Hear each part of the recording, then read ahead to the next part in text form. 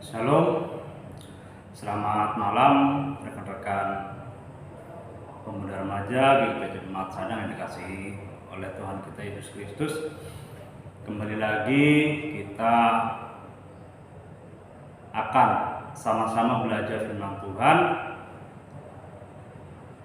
Tapi sebelum itu, marilah kita siapkan hati dan pikiran kita untuk kita bersama-sama minta pertolongan Tuhan agar apa yang kita pelajari bersama, apa yang kita renungkan bersama boleh menjadi pegangan pedoman kehidupan kita dalam kita melakukan kehidupan kita hari lepas hari. Mari kita bersatu dalam doa.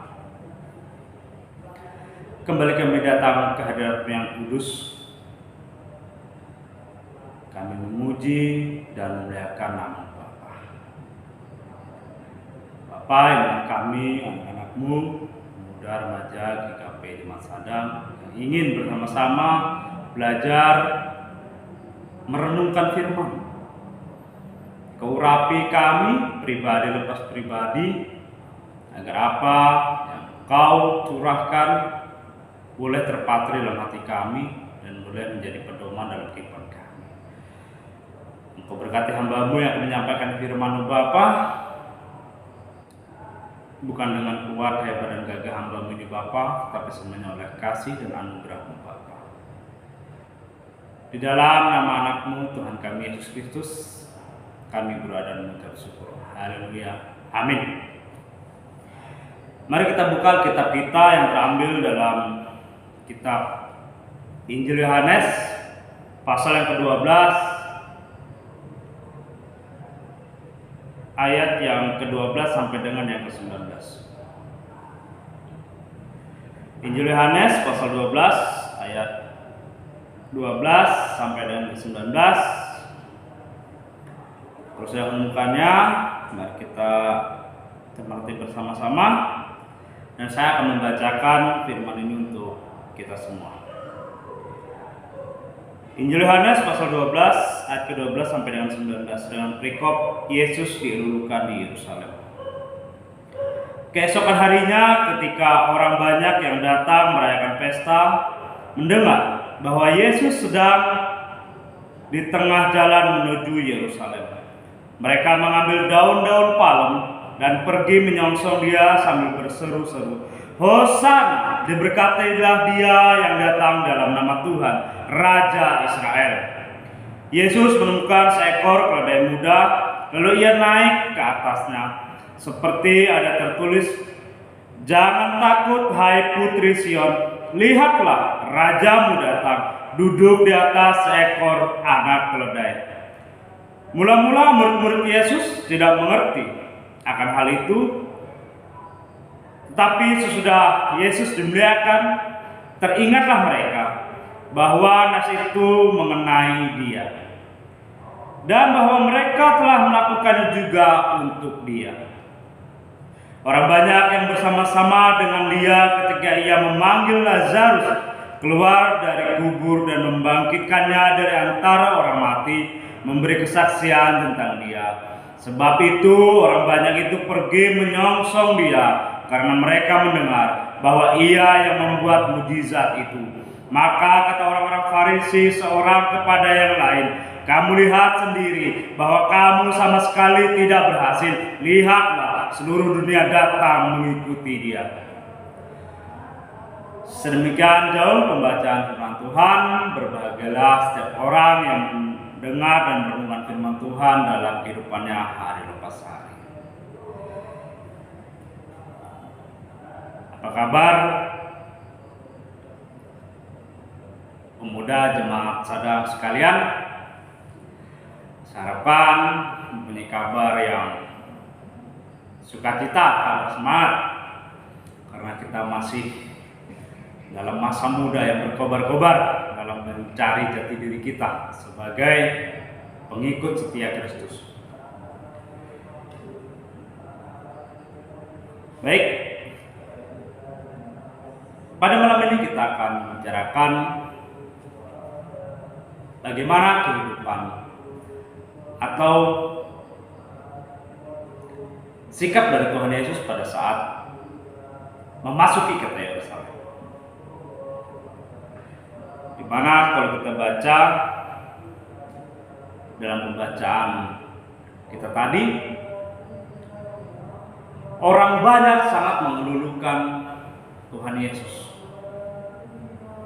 Dan Tuhan Yesus tidak semerta-merta langsung menyombongkan diri, tidak semerta-merta memegahkan diri, tapi Tuhan Yesus tetap merendah dengan sangat bersahaja. Di dalam kehidupan di dunia ini ada dua model kehidupan atau gaya hidup. Yang pertama, gaya hidup mewah. Yang kedua, gaya hidup jadul atau kuno. Di mana gaya hidup menurut Kamus Besar Bahasa Indonesia adalah gaya hidup atau pola tingkah laku kehidupan manusia sehari-hari. Ada yang bergaya modern dengan menampilkan keindahan-keindahan barang mewah dan juga mengukur dengan barang-barang mahal yang lain. Dan ada juga gaya kuno tradisional yang memberikan gaya hidup yang berhubungan dengan gaya-gaya lama, yang dikatakan oleh gaya-gaya modern orang yang jadul, ketinggalan zaman. Mereka dilihat dengan cara berpakaian atau kesenangan atau hobi dengan latar belakang pedesaan yang masih menginginkan keheningan keaslian untuk bersatu dengan alam.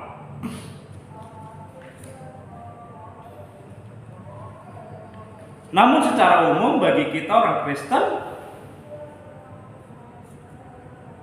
kita diperhadapkan juga dengan dua pilihan gaya hidup. Yang pertama adalah gaya hidup menurut duniawi, menurut kedagingan, dan gaya hidup menurut roh.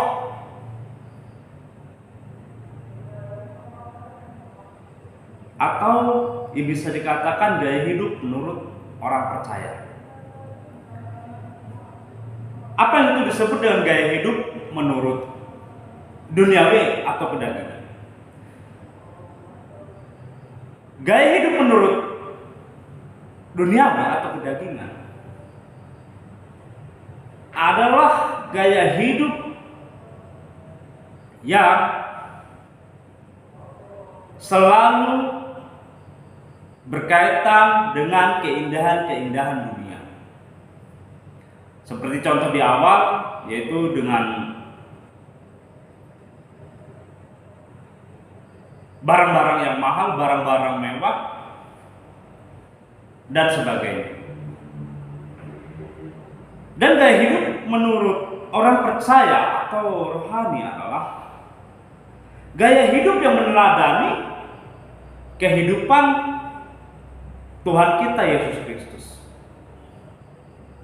Dan tentu saja selaku kita orang percaya kepada Tuhan kita Yesus Kristus, kita harus memilih gaya hidup, yaitu gaya hidup yang rohani atau selaku orang percaya kepada Tuhan kita Yesus Kristus.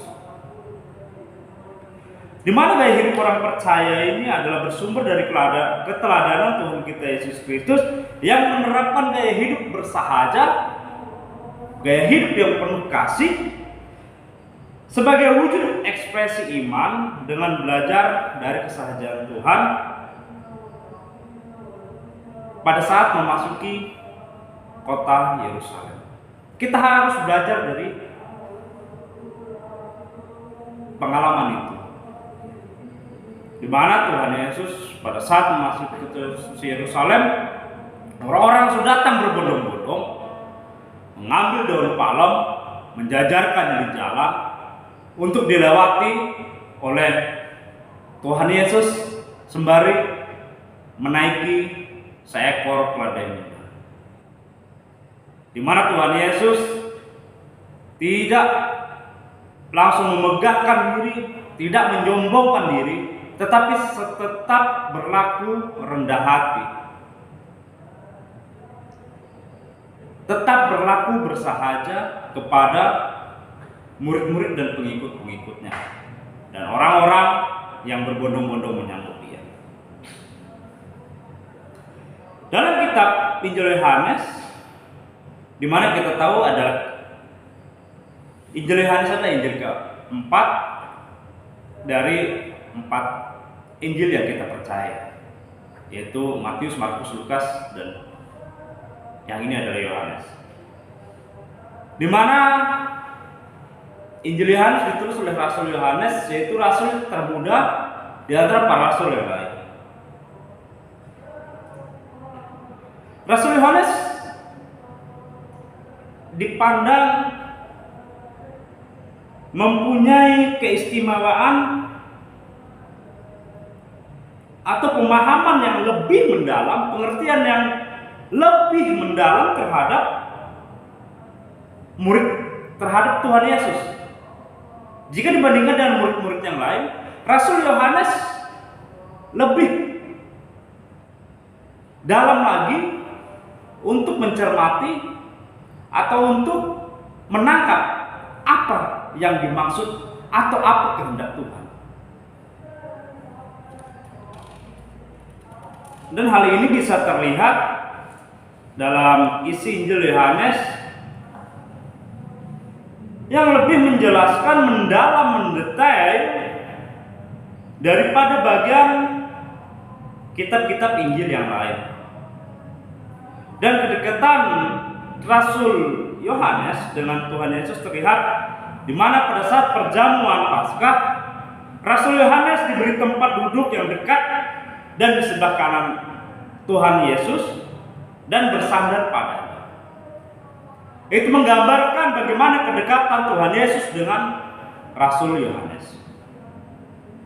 Nah, kedekatan Rasul Yohanes terhadap Tuhan Yesus mengingatkan orang Kristen agar menjaga hubungan yang akrab dengan Tuhan.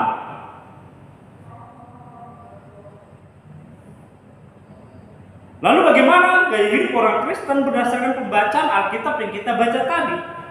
Yaitu dalam Injil Yohanes pasal 12 ayat yang ke-12 sampai dengan 19 yang kita baca tadi.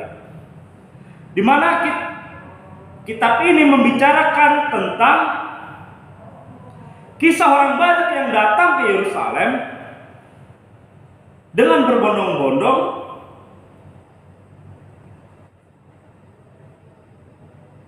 dengan terdiri dari 2 golongan. Golongan pertama, kalau kita baca pada ayat 17,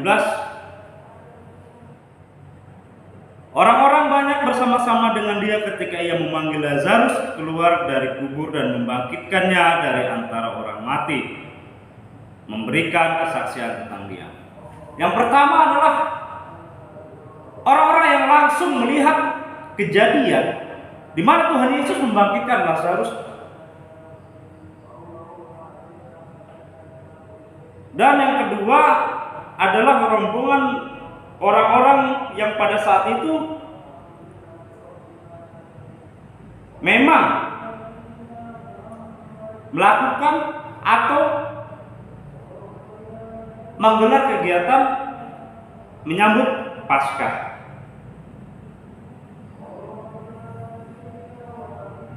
Di mana orang-orang yang pada saat itu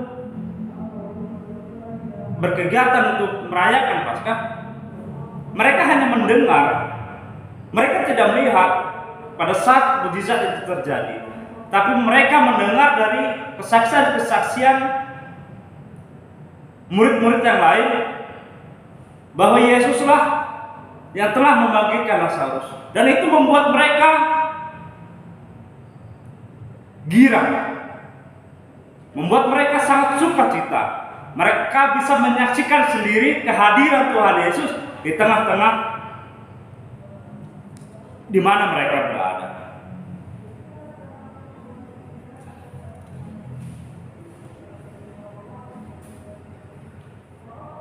Di mana kalau kita baca ayat ke-13, mereka mengambil daun-daun palem dan pergi menyongsong dia sambil berseru-seru, Hosana, diberkatilah dia yang datang dalam nama Tuhan, Raja Israel. Ini menjelaskan adanya orang-orang yang mendengar bahwa Tuhan Yesus sedang datang dalam perjalanan menuju ke Yerusalem. Dan mereka yang mendengar kabar itu langsung mengambil daun-daun palem untuk bersorak-sorak dan menyambut kedatangan Tuhan Yesus. Mereka membawa daun-daun palem adalah suatu tindakan yang dilakukan sebagai penghormatan kepada mereka, kepada dia yang menang.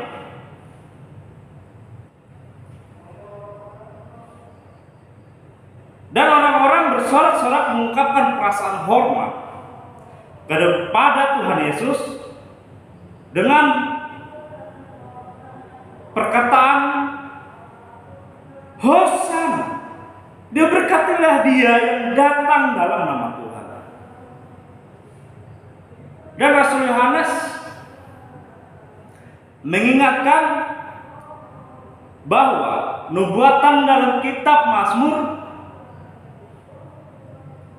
tentang dia yang datang dalam nama Tuhan sudah tergenapi,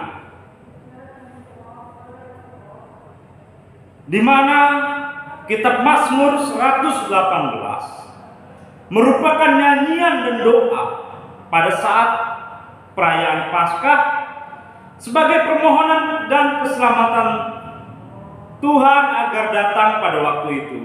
Dan perkataan tersebut banyak orang mengakui akan keberadaan Tuhan Yesus yang datang sebagai Mesias yang dinanti-nantikan. Dan kalau kita baca lagi di ayat yang ke-14 dan ke-15, Yesus menemukan seekor keledai muda lalu ia naik ke atasnya. Seperti ada tertulis, jangan takut hai putri Sion. Lihatlah rajamu datang, duduk di atas seekor anak lembu. Dan ini merupakan respon Tuhan Yesus terhadap orang banyak tersebut.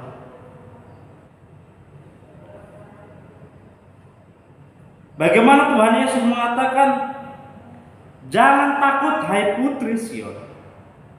Lihatlah, rajamu datang, duduk di atas seekor anak keledai.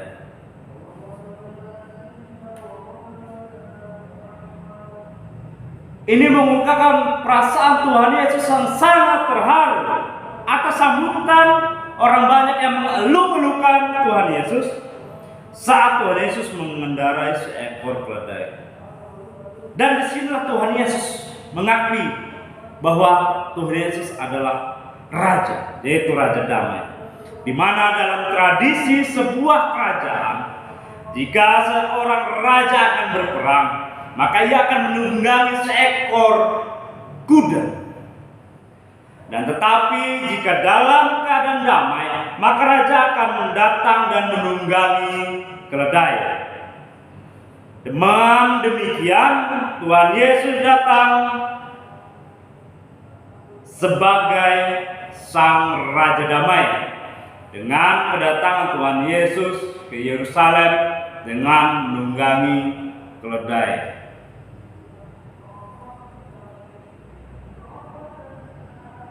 Dan ini merupakan sebuah kutipan atau nubuatan dalam kitab Zakaria.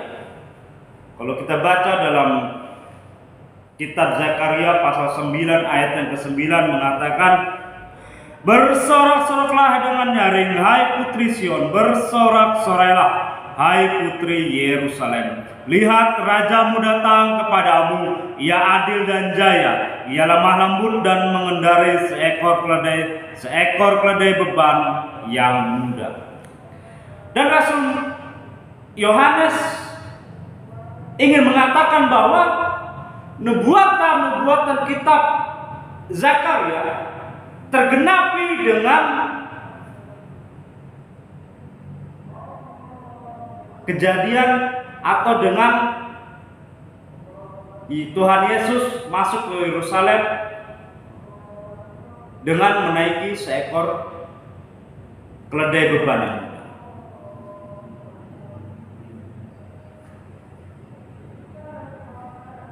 Dan kalau kita baca lagi ayat yang ke-16, mula-mula murid-murid Yesus tidak mengerti akan hal itu, tetapi sesudah Yesus dimuliakan, teringatlah mereka bahwa nas itu mengenai Dia dan bahwa mereka telah melakukannya juga untuk Dia.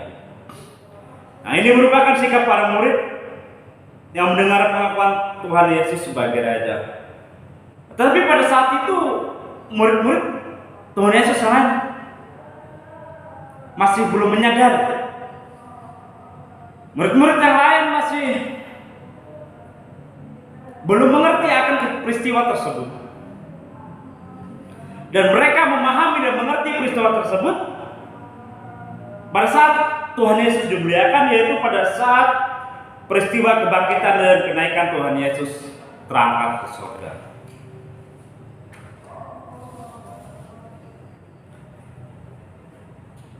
Dan dari kejadian peristiwa tersebut, karena banyak orang-orang berbondong-bondong datang untuk menyambut Tuhan Yesus sebagai Sang Raja Damai, Sang Raja Israel, maka di sini membuat orang-orang Farisi menjadi iri dan mereka ketakutan.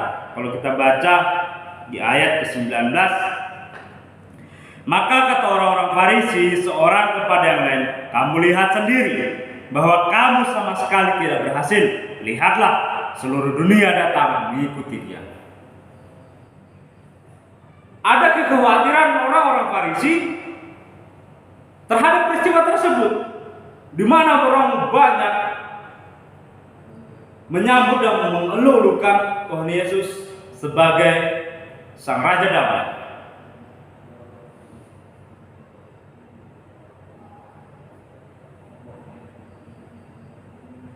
Mereka khawatir karena mereka melihat banyak orang yang menemu dan menyebut Tuhan Yesus dengan begitu meriahnya, dengan penuh sorak-sorai yang mengagumkan. Dan orang-orang Farisi merasa sangat putus asa. Dan mereka merasa tidak mungkin membuat tindakan makar terhadap Kristus Yesus, karena semua orang yang datang menyanjung Tuhan seperti seorang raja. Dalam peristiwa kedatangan Tuhan Yesus memasuki Yerusalem, kita dapat belajar bahwa kita dapat mewujudkan hidup yang bersahaja dengan cara memiliki prinsip hidup yang lebih jelas, yaitu dengan cara menjadi pengikut Tuhan yang bertanggung jawab. Dalam menjalani hidup, kita perlu mengatur setiap kegiatan dengan baik dan teratur. Sangat penting bagi kita untuk menerapkan atau menetapkan skala prioritas dalam setiap kegiatan sehingga tidak ada waktu yang terbuang dengan sia-sia. Apa yang kita lakukan dengan skala prioritas itu kita lakukan. Jadi tidak ada setiap tindakan kita yang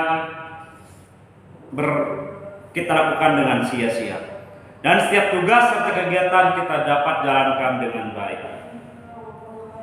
Dan hidup bersahaja dapat diterapkan oleh kita semua dengan memahami bahwa setiap orang adalah pribadi yang penting untuk diperhatikan tanpa kepura-puraan. Perbuatan kasih yang dinyatakan oleh kita adalah perbuatan kasih dengan berdasarkan ketulusan hati, bukan kepura-puraan untuk mencari pujian semata. Dan juga tidak boleh memikirkan kepentingan diri sendiri, tetapi juga kita harus memikirkan kepentingan orang lain untuk diutamakan. Kita mau mewujudkan hidup bersahaja dengan cara menjalin persahabatan dengan setiap orang yang berbeda-beda tanpa membeda-bedakan orang lain. Kita tidak boleh bersikap egois atau menang sendiri. Kita harus mensyukuri setiap berkat yang dimiliki dengan penuh sukacita sebagai wujud hidup orang bersahaja. Tuhan adalah Maha Baik. Pemeliharaan Tuhan tidak pernah berhenti. Wujud nyata sebagai ungkapan terima kasih kepada Tuhan adalah senantiasa selalu bersyukur di dalam segala hal. Dalam mewujudkan hidup bersahaja, kita dapat menjadi teladan dalam pikiran, perkataan, dan perbuatan. Kita hidup dalam rasa takut akan Tuhan dan mewujudkannya dalam kerajinan serta tanggung jawab serta setiap tugas dan aktivitas kita.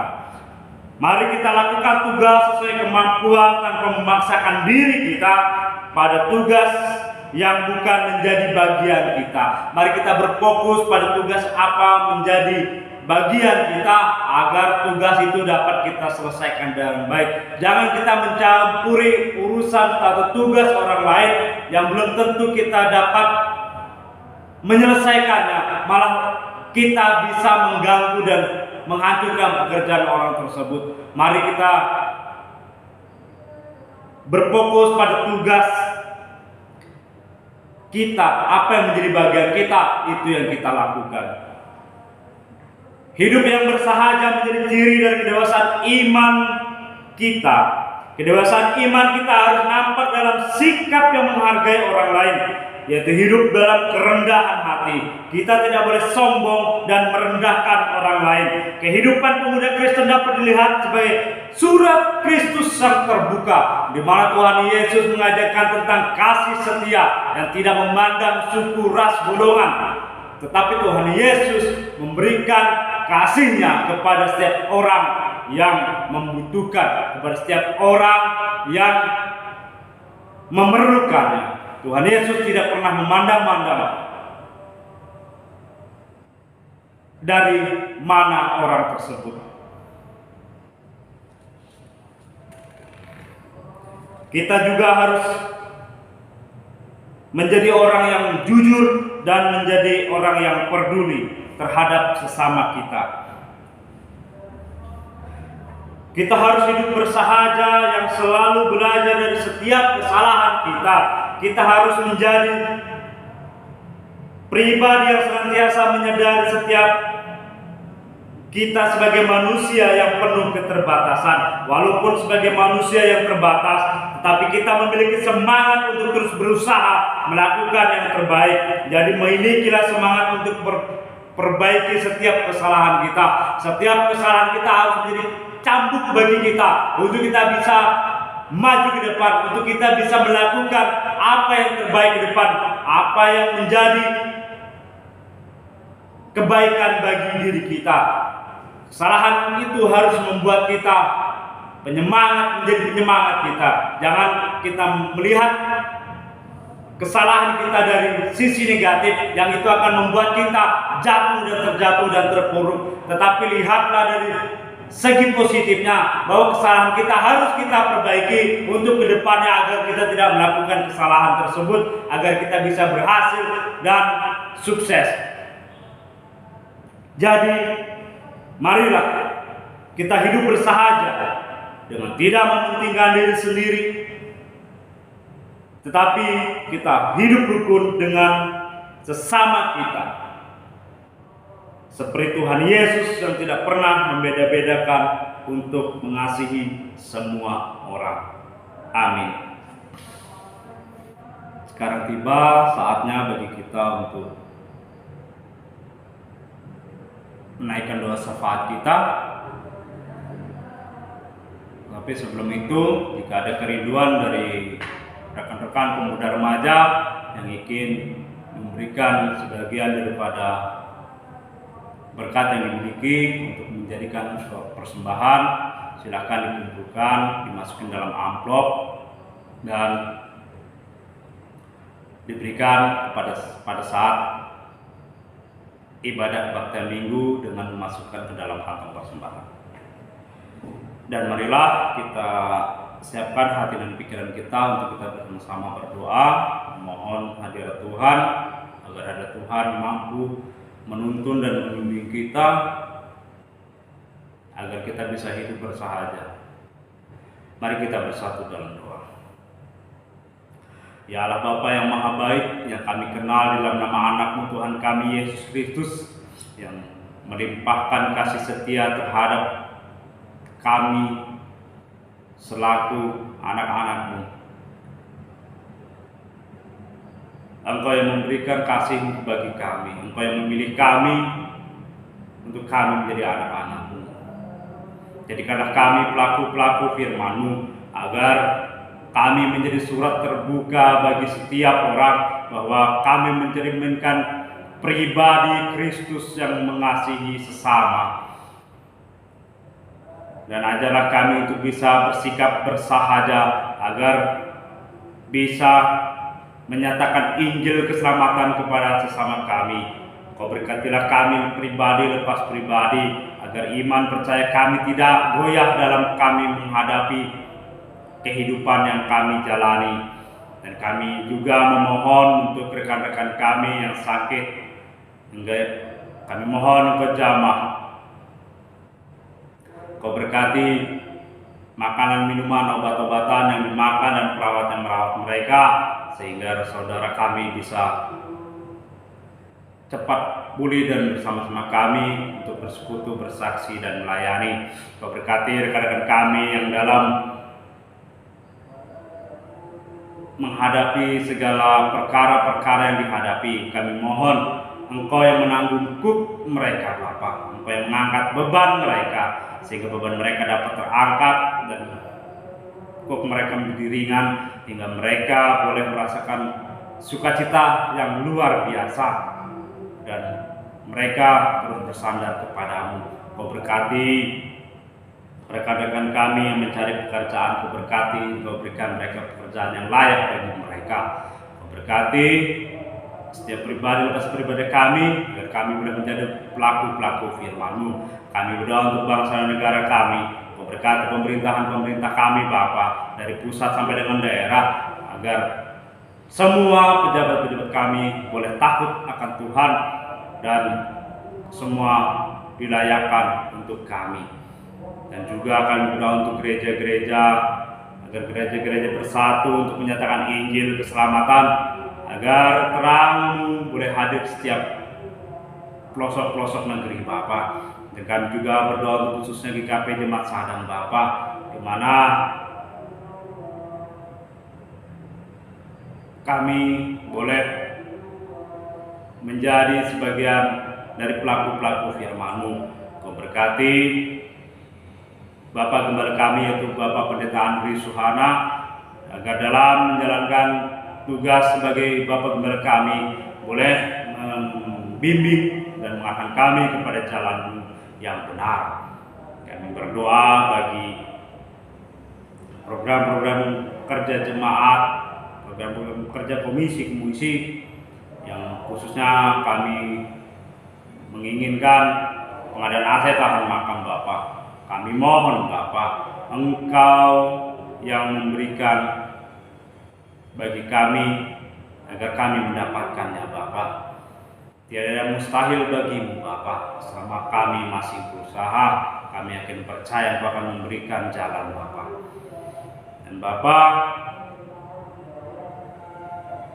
tidak banyak yang dapat kami sampaikan dengan kata-kata kami Bapak, tapi kami akan percaya Bapak untuk mengetahui apa yang ada dan apa yang kami butuhkan pribadi lepas pribadi, dan kami yakin percaya Bapak memberikannya bagi kami yang membutuhkan Bapak. Dan Bapak, inilah doa dan permohonan kami Bapak yang kami alaskan dalam nama anak-Mu Tuhan Yesus Kristus, dan akan kami lengkapkan doa seperti doa yang wajarkan kepada kami. Demikian. Bapa kami yang di sorga, dikuduskanlah namamu, datanglah kerajaanmu, jadilah kehendakmu di bumi seperti di sorga. Berikanlah kami pada hari ini makanan kami yang secukupnya, dan ampunlah kami akan kesalahan kami, seperti kami juga mengampuni orang yang bersalah kepada kami. Dan janganlah membawa kami ke dalam pencobaan, tetapi lepaskanlah kami daripada yang jahat, karena Engkaulah yang mempunyai kerajaan dan kuasa dan kemuliaan sampai selama-lamanya. Amin. Demikian perenungan kita pada hari ini. Semoga kita bisa menjadi pelaku-pelaku firman Tuhan dengan hidup bersahaja dan hidup bekerja sama dengan setiap orang, dengan tidak membeda-bedakan, dengan tidak memberikan kepura-puraan, tetapi dengan kasih yang murni, agar kita menjadi surat yang terbuka bagi Tuhan kita Yesus Kristus dan bagi sesama kita. Amin.